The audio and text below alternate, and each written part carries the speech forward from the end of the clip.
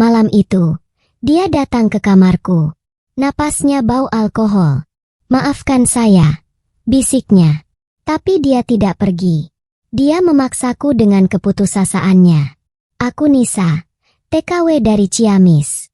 Aku dipaksa menggantikan peran Nyonya Kaori yang lumpuh. Siang aku adalah perawat yang membersihkan tubuhnya. Malam, aku adalah rahasia kotor suaminya. Ini adalah harga utang yang harus kubayar. Assalamualaikum warahmatullahi wabarakatuh. Selamat datang kembali di channel saya. Bagi Anda yang sudah subscribe channel ini, kami doakan semoga pintu rezeki Anda terbuka lebar, hutang piutang segera lunas, dan segala urusan dipermudah oleh Allah. Silakan tulis, amin ya robbal alamin, di kolom komentar sebagai doa kita bersama. Terima kasih banyak atas doa dan dukungan tulus kalian semua. Itu adalah malam terkutuk yang menghancurkanku. Malam di mana aku kehilangan diriku sendiri. Tapi izinkan aku menceritakan semuanya dari awal.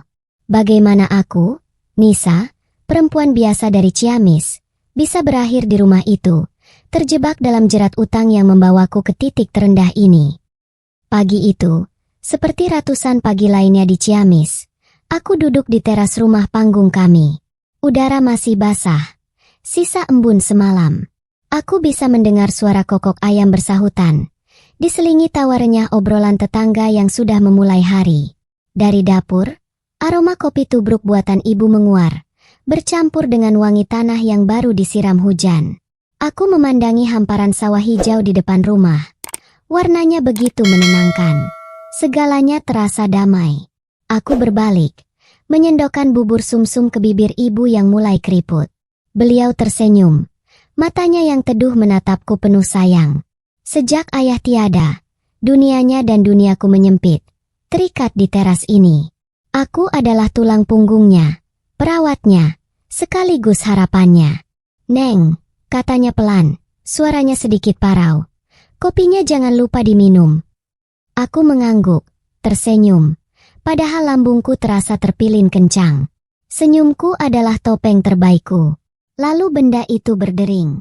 Ponsel bututku di atas meja bambu. Getarnya seolah merambat langsung ke jantungku. Aku menelan ludah. Tanganku gemetar meraihnya. Nama yang tak dikenal. Dadaku langsung sesak. "Halo, Nisa, mana uang saya?" "Hah? Sudah jatuh tempo 3 hari." Suara makian kasar dari seberang membuatku refleks menjauhkan ponsel dari telinga. Ibu terlonjak. Matanya membulat ngeri. "Sabar, Pak. Saya pasti bayar. Kasih saya waktu." "Waktu sudah habis. Saya sebar foto KTP kamu sekarang ke semua kontak kamu. Biar malu satu kampung." Jantungku serasa diremas. Hina. Aku melihat ke arah ibu. Beliau menangkupkan kedua tangan di depan dada. Tubuhnya bergetar hebat. Air matanya mulai mengalir. Rasa takutnya adalah pisaumu yang paling tajam. Aku buru-buru mematikan telepon. Hening. Hanya suara isak tangis ibu yang terdengar. Pinjaman online itu. Jerat yang awalnya kuanggap pertolongan cepat untuk biaya pengobatan ibu, kini menjelma menjadi monster yang siap menelanku hidup-hidup.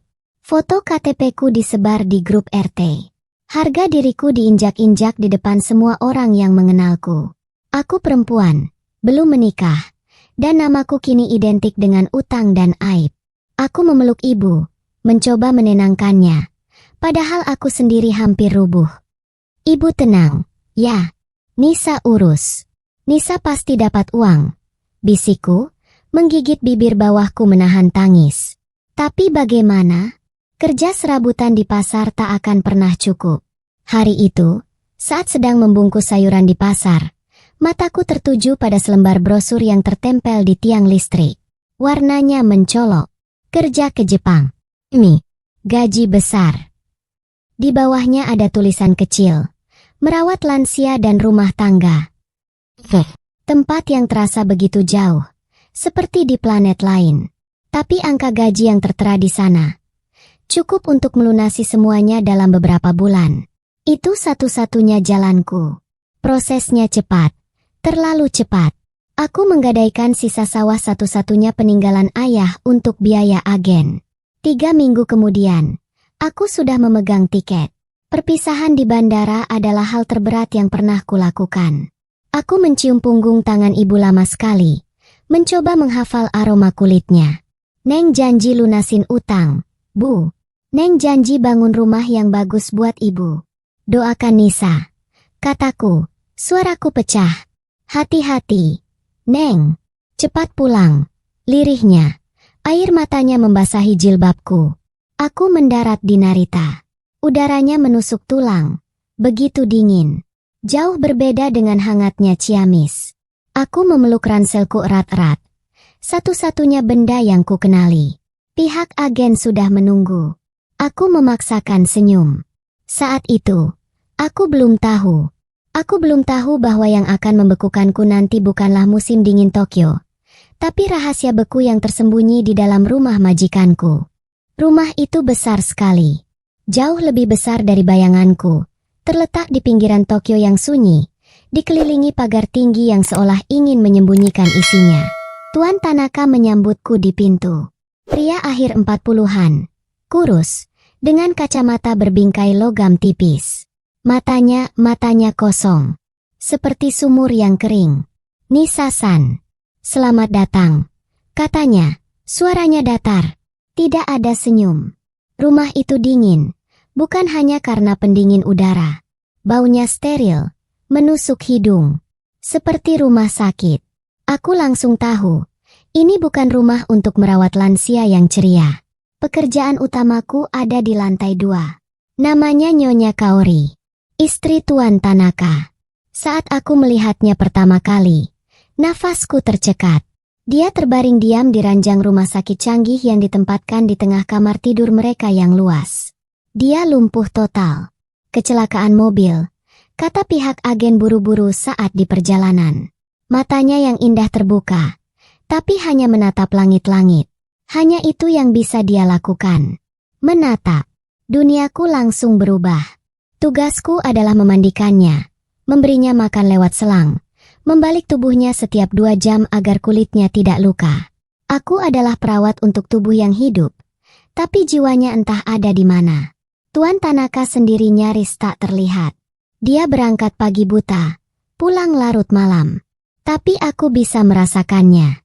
Duka di rumah itu begitu pekat, seperti kabut yang tak pernah hilang. Seringkali, saat aku baru selesai membersihkan Nyonya Kaori tengah malam, aku mendengar isakan pelan dari ruang kerjanya di lantai bawah. Aku pernah mengintip sekali. Dia duduk di meja kerjanya, membelakangiku, memandangi sebuah foto pernikahan besar di dinding. Foto wanita cantik yang tersenyum lebar. Foto Nyonya Kaori, sebelum kecelakaan itu merenggut sinarnya. Pergeseran itu terjadi pelan-pelan. Awalnya Tuan Tanaka hanya memintaku membuatkan kopi. Tolong buatkan seperti ini, katanya, menunjukkan sebuah catatan lama. Istri saya dulu selalu. Aku menurut. Lalu suatu malam, dia tidak pergi ke kantor. Aku mencium bau alkohol yang kuat dari ruang tamu. Aku hendak diam-diam masuk ke kamarku di dekat dapur, tapi dia memanggilku. Nisa-san. Suaranya berat. Aku membeku. Tolong, katanya. Temani saya duduk sebentar. Aku gugup. Jemariku otomatis menggigit ujung jilbab kerjaku. Aku duduk kaku di sofa yang paling jauh darinya. Dia menatap gelas di tangannya. Di sini sepi sekali, desahnya. Sepi. Malam itu, aku hanya duduk mendengarkannya bicara melantur tentang istrinya, tentang betapa hebatnya Nyonya Kaori. Aku takut. Tapi aku tidak bisa lari. Lalu, suatu hari, dia memberiku sebuah kotak. Isinya baju, gaun yang bagus. Warnanya biru lembut. Modelnya sangat mirip dengan yang dipakai Nyonya Kaori di foto-foto lamanya yang kulihat di ruang kerja. Minggu depan ada makan malam penting kantor, katanya, menghindari tatapanku. Saya ingin kamu ikut. Pakai ini. Darahku serasa berhenti mengalir. Tapi, tuan saya hanya perawat. Aku mencoba menolak sehalus mungkin. Dia menoleh padaku. Matanya yang biasanya kosong kini terlihat tajam, menusuk. Keluargamu di Ciamis butuh uang, kan?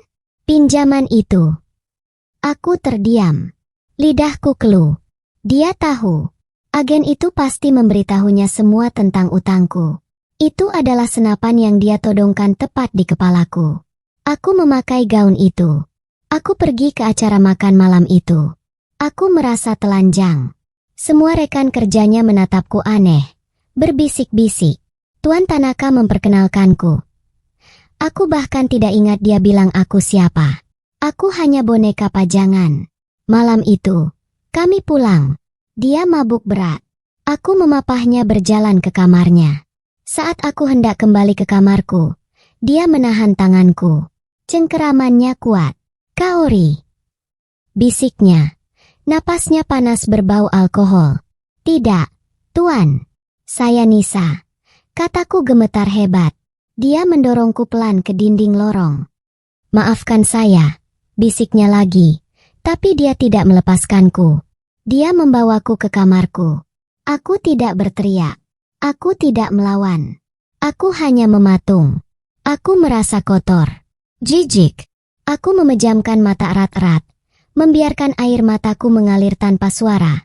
Menggigit bantalku kuat-kuat. Aku memikirkan ibu di Ciamis. Aku memikirkan utang itu. Dan di kamar seberang, di ujung lorong, Nyonya Kaori terbaring dalam dunianya yang hening. Tidak tahu apa yang sedang terjadi pada perawatnya. Sejak malam terkutuk itu, aku punya dua peran. Di siang hari, aku Nisa, perawat berwajah datar yang membersihkan tubuh Nyonya Kaori dengan telaten. Tapi di malam hari, saat rumah itu gelap, aku adalah Kaori. Aku adalah pengganti di tempat tidurnya yang dingin. Aku adalah rahasia kotor Tuan Tanaka. Dan setiap detik, aku membenci diriku sendiri. Rutinitas ganda itu membunuhku pelan-pelan. Aku menjadi ahli dalam menyembunyikan rasa jijik. Ahli dalam memasang wajah datar. Aku belajar membaca suara mobil Tuan Tanaka di halaman.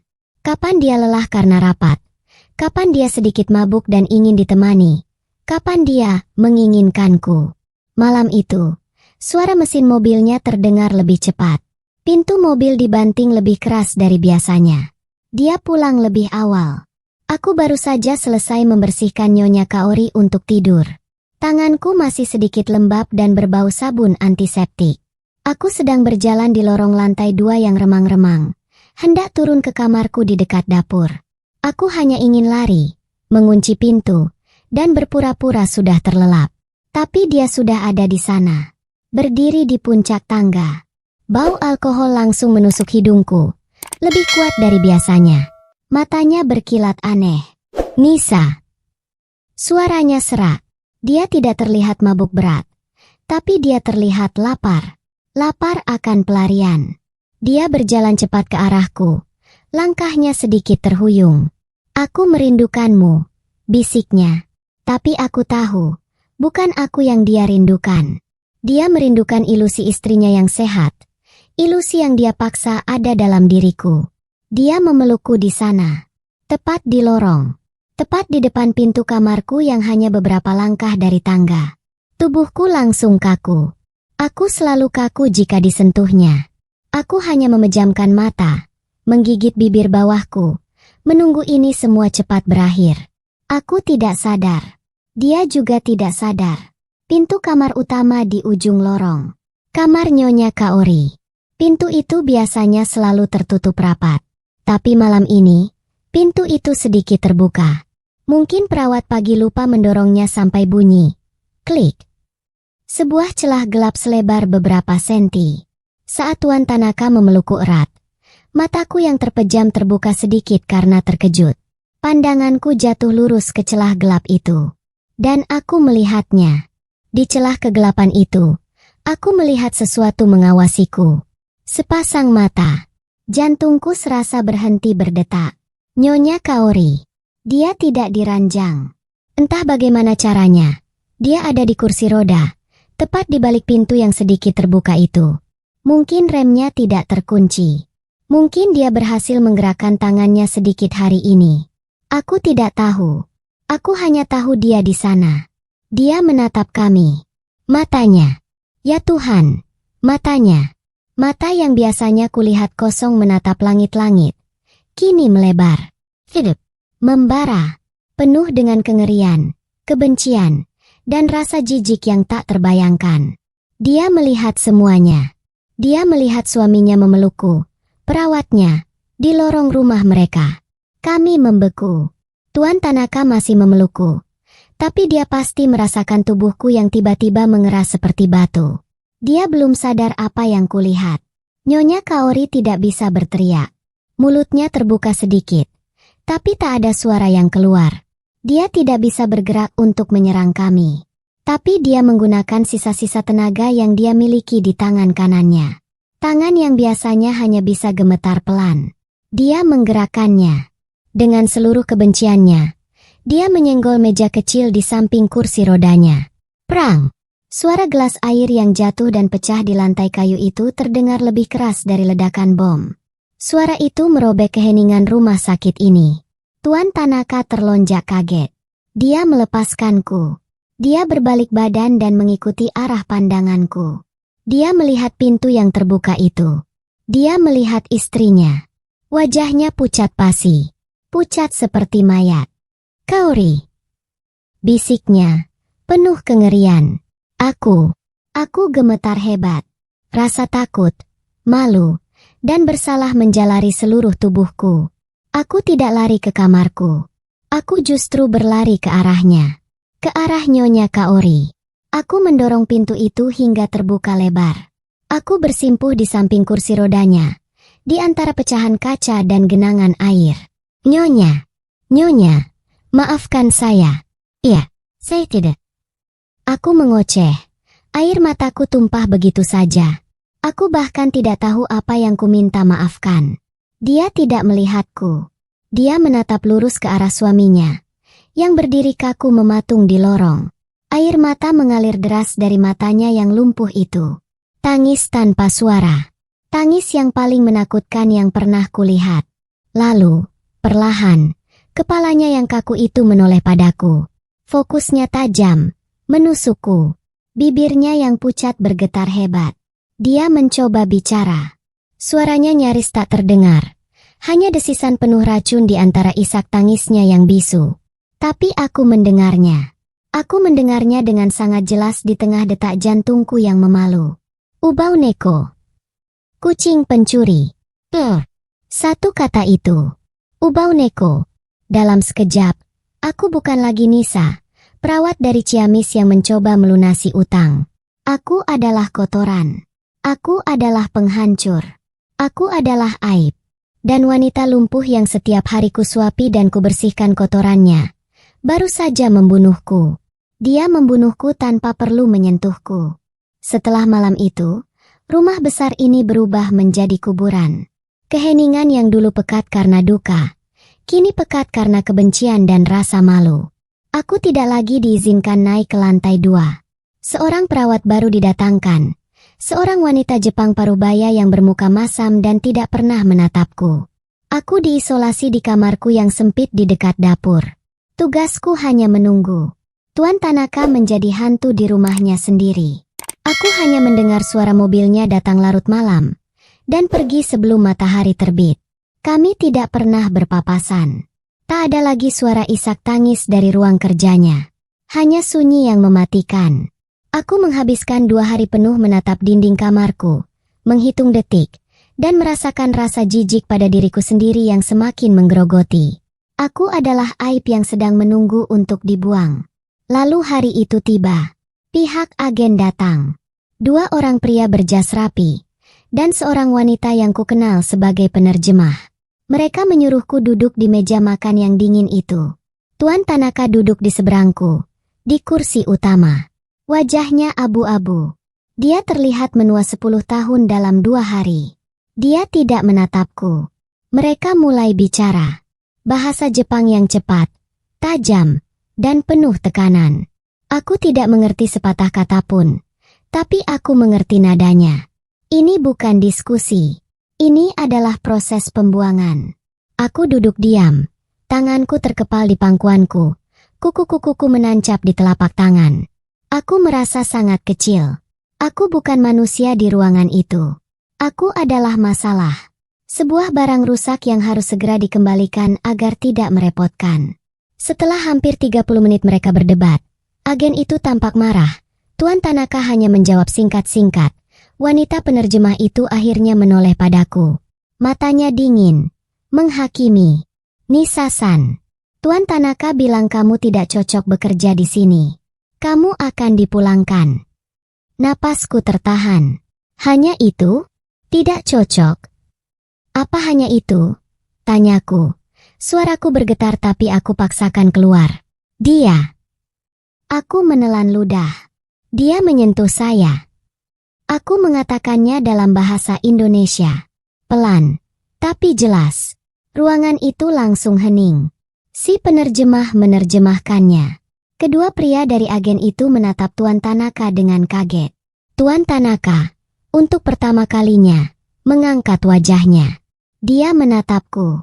Matanya kosong, tapi ada secercah sesuatu. Bukan penyesalan. Mungkin hanya lelah. Lalu dia kembali menunduk, menatap permukaan meja kayu yang mengilap. Dia tidak menyangkal. Si penerjemah kembali bertanya padaku. Nadanya lebih tajam. Kenapa kamu tidak lapor dari pertama? Air mataku mulai menggenang. Saya takut, bisikku. Tapi saya tidak lapor, karena saya butuh uang. Saya punya banyak utang di Indonesia. Keluarga saya. Suaraku pecah. Aku mengakuinya. Aku mengakui kelemahanku, keterjepitanku. Aku menjual harga diriku demi utang itu. Mendengar terjemahan itu, salah satu pria agen menghela napas panjang, seolah masalahnya kini jadi rumit. Mereka kembali bicara dalam bahasa Jepang. Kali ini lebih pelan. Akhirnya, keputusan diambil. Tuan Tanaka akan membayar denda pemutusan kontrak penuh kepada agen, kata si penerjemah, seolah membacakan putusan hakim. Kamu akan dipulangkan dengan pesawat pertama besok pagi. Masalah ini selesai. Masalah ini selesai. 3 kata itu terasa seperti tamparan. Aku, perasaanku, tubuhku yang ternoda, semuanya dirangkum dalam 3 kata itu. Selesai. Aku kembali ke kamarku untuk berkemas. Tak banyak yang kubawa. Hanya 1 ransel. Baju-baju kerjaku. Gaun biru pemberian Tuan Tanaka. Gaun itu kutinggalkan begitu saja di gantungan baju di lemari. Aku bahkan tak sanggup menyentuhnya. Besok paginya, sebuah taksi sudah menunggu di depan gerbang. Tuan Tanaka tidak ada. Dia tidak menemuiku untuk terakhir kali. Tidak ada kata maaf. Tidak ada apa-apa. Hanya keheningan. Saat aku berjalan menyeret ranselku melewati lorong, langkahku terhenti. Tepat di depan pintu kamar utama. Pintu Nyonya Kaori. Pintu itu tertutup rapat. Aku bisa mendengar suara mesin kecil alat bantu napasnya dari dalam. Aku berdiri di sana sejenak. Aku tidak tahu apa yang kurasakan. Marah? Sedih? Atau hanya kosong? Aku membungkukkan badanku dalam-dalam di depan pintu yang tertutup itu. Sebuah bungkukan hormat gaya Jepang yang diajarkan agen. Maafkan saya, bisikku pada kayu pintu itu. Aku tidak tahu apakah aku meminta maaf karena telah tidur dengan suaminya, atau karena aku telah gagal melindunginya, atau hanya karena aku telah masuk ke dalam hidup mereka yang sudah hancur. Aku duduk sendirian di kursi pesawat yang membawaku pulang. Jendela di sampingku menampakkan awan putih yang tak berujung. Aku kembali ke Ciamis. Aku gagal. Aku hancur. Aku pulang tanpa membawa apa-apa selain rasa malu yang lebih berat dari koperku, dan luka yang tak terlihat yang mungkin tak akan pernah sembuh. Saat aku menginjakkan kaki kembali di gang sempit menuju rumah, rasanya aneh. Bau tanah basah Ciamis, aroma rumah yang dulu kurindukan setengah mati, kini terasa asing di hidungku. Ibu sudah menunggu di teras. Beliau berdiri, siap merentangkan tangan dengan senyum. Tapi senyum itu langsung luntur begitu melihatku dari dekat. Dia pasti melihatnya. Sesuatu di mataku telah padam. Neng! Panggilnya lirih. Aku menjatuhkan ranselku di tanah. Aku tak bisa menjawab. Aku hanya berlari memeluknya, membenamkan wajahku di bajunya yang beraroma kapulaga. Aku menciumnya dalam-dalam, mencoba mencari diriku yang dulu di sana. "Neng, kok cepat pulang?" tanyanya. Suaranya bergetar menahan cemas. Tangannya mengusap punggungku. "Nggak apa-apa, Neng. Nggak apa-apa. Yang penting Neng selamat." Satu kata itu, selamat. Aku tak bisa menahannya lagi. Aku menangis terseduh-seduh di pelukannya. Bukan tangis lega karena telah pulang, tapi tangis seorang yang sudah hancur lebur. Aku pulang, tapi aku tak tahu apakah aku selamat. Aku mengurung diri di kamar selama 3 hari. Kamar bilik bambu yang sempit itu terasa seperti penjara sekaligus satu-satunya tempat aman di dunia. Ibu membawakanku makanan, tapi hanya kutatap. Lalu, benda itu berdering lagi. Ponsel bututku di atas meja. Getarnya membuatku mual. Suara yang sama.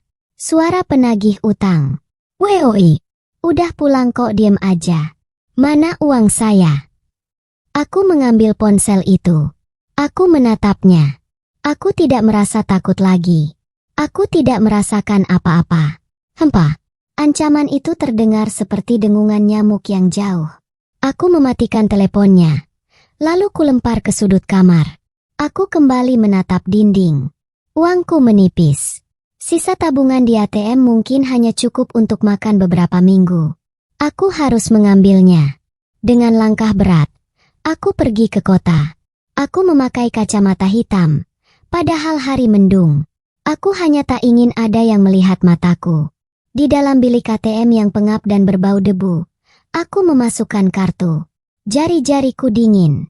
Aku menekan tombol, informasi saldo, sebelum menarik sisa uangku.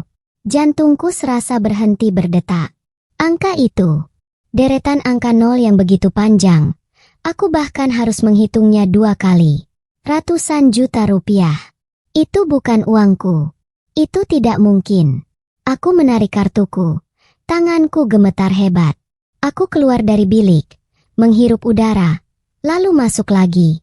Kucek sekali lagi. Masih sama. Uang itu nyata. Ada transfer masuk sehari setelah aku mendarat di Jakarta. Pengirimnya hanya serangkaian kode transfer. Sebuah bank dari Shinjuku, Tokyo. Aku tahu. Aku langsung tahu. Itu Tuan Tanaka. Ini bukan bonus. Ini bukan pesangon. Ini adalah uang kompensasi. Ini adalah uang bayaran untuk tubuhku. Ini adalah harga keheninganku. Uang tutup mulut. Lututku lemas. Aku terduduk di lantai bilik ATM yang kotor dan berdebu. Aku memeluk lututku. Dan aku menangis di sana. Aku menangis tanpa suara. Menggigit ujung jilbabku kuat-kuat. Sama seperti yang kulakukan di malam-malam terkutuk di rumah itu. Uang itu terasa panas di rekeningku. Sangat panas. Aku menarik napasku panjang. Aku mengambil uang itu. 2 hari kemudian, telepon teror itu berhenti untuk selamanya. Aku melunasi semuanya. Minggu depannya, aku mulai merenovasi rumah panggung kami. Kubuatkan ibu kamar yang layak dengan kamar mandi di dalam. Kubelikan beliau kasur baru yang empuk. Tetangga-tetangga mulai berbisik. Mereka melihat tukang bangunan datang silih berganti. "Nisa sukses besar. Ya, di Jepang," kata mereka pada ibu. "Cepat sekali pulangnya. Langsung bawa uang banyak." Ibu hanya tersenyum bingung. Saat mereka bertanya padaku, aku hanya tersenyum tipis. Senyum palsu yang kini jadi keahlianku. "Alhamdulillah, Bu. Dapat bonus besar." Jawabku singkat. Sebuah kebohongan baru untuk menutupi luka lama. Dan sekarang, aku duduk di sini. Di teras rumah baruku yang sudah bagus. Lantainya keramik putih. Bukan lagi bambu yang berderit. Aku menyeruput kopiku. Aku masih bisa mendengar suara kokok ayam yang sama. Aku masih mendengar obrolan tetangga di pagi hari. Segalanya terlihat sama. Tapi aku tidak sama lagi. Uang itu, uang yang masuk rekeningku tanpa suara itu, memberiku kehidupan baru. Memberi ibu kenyamanan di sisa hidupnya. Tapi uang itu mengambil sesuatu dariku. Sesuatu yang tak ternilai. Sesuatu yang tak akan pernah bisa kubeli kembali. Luka ini tetap ada. Bekasnya tak akan pernah hilang. Aku Nisa. Dan ini ceritaku. Aku menceritakan ini pada kalian bukan untuk dihakimi. Aku menceritakannya agar kalian tahu bahwa terkadang harga untuk sebuah kata, selamat, harga untuk bertahan hidup, jauh lebih mahal dari yang pernah kalian bayangkan. Aku memang kembali ke Ciamis. Utangku lunas. Rumah ibu kini berdiri kokoh. Tapi uang kompensasi ratusan juta itu tak bisa membeli kembali apa yang hilang dariku. Luka itu kubawa selamanya, tersembunyi di balik senyum yang kupaksakan setiap hari. Kisah ini mengajarkan kita bahwa keputusasaan, terutama jerat pinjol yang mengerikan, bisa memaksa kita masuk ke situasi yang tak pernah terbayangkan, di mana harga untuk selamat terkadang harus dibayar lunas dengan harga diri. Cerita ini adalah fiksi, namun sengaja kubuat serealistis mungkin agar kita bisa memetik pelajarannya bersama. Terima kasih sudah bertahan mendengarkan pengakuanku sampai akhir. Hikmah apa yang paling membekas untuk kalian dari kisahku ini? Tuliskan pelajaran itu di kolom komentar. Jangan lupa berikan like jika kalian menghargai ceritaku. Dan subscribe channel ini agar kita bisa terus berbagi kisah-kisah kehidupan lainnya. Sampai jumpa di ceritaku berikutnya.